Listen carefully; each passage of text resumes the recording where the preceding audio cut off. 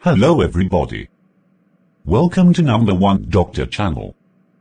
Today's video is about head trauma, which is part of our playlist called Short Medical Notes, in which we will have short videos about important topic in medicine, but please do not forget to like, share our videos, subscribe to our YouTube channel, number 1 Doctor. And join our social media accounts in the links below each video.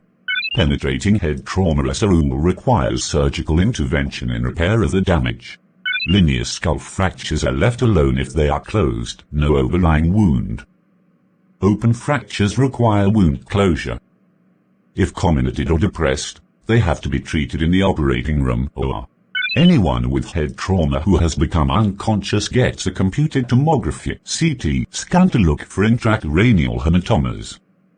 If negative and neurologically intact, they can go home if the family will wake them up frequently during the next 24 hours to make sure they are not going into coma.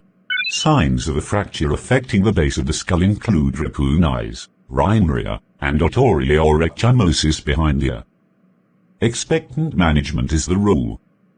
From our perspective, the significance of the base of the skull fracture is that it indicates that the patient sustained very severe head trauma, and thus it requires that we assess the integrity of the cervical spine.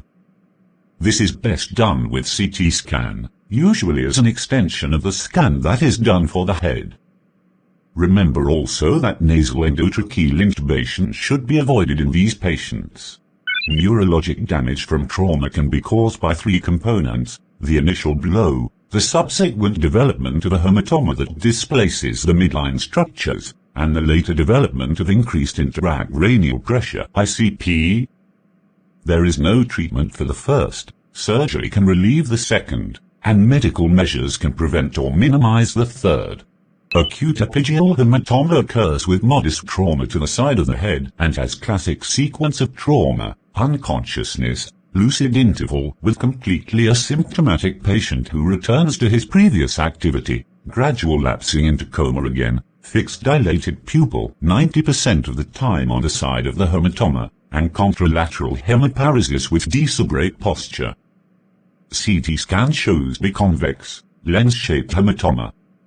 Emergency craniotomy produces dramatic cure. Because every patient who has been unconscious gets CT scan, the full-blown picture with the fixed pupil and the contralateral hemiparesis is seldom seen. Acute subdural hematoma has the same sequence, but the trauma is much bigger. The patient is usually much sicker, not fully awake and asymptomatic at any point, and the neurologic damage is severe because of the initial blow. CT scan will show semilunar, crescent-shaped hematoma. If midline structures are deviated, craniotomy will help, but prognosis is bad. If there is no deviation, therapy is centered on preventing further damage from subsequent increased intracranial pressure (ICP). Do ICP monitoring, elevate head, hyperventilate, avoid fluid overload, and give mannitol or furosemide. Do not diurse to the point of lowering systemic arterial pressure. Brain perfusion equals arterial pressure minus intracranial pressure.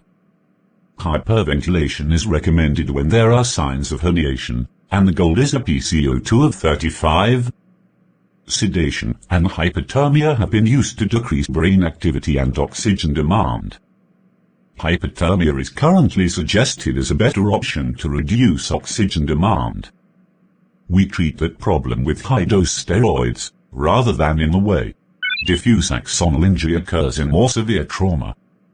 CT scan shows diffuse blurring of the gray-white matter interface and multiple small punctate hemorrhages. Without hematoma there is no role for surgery.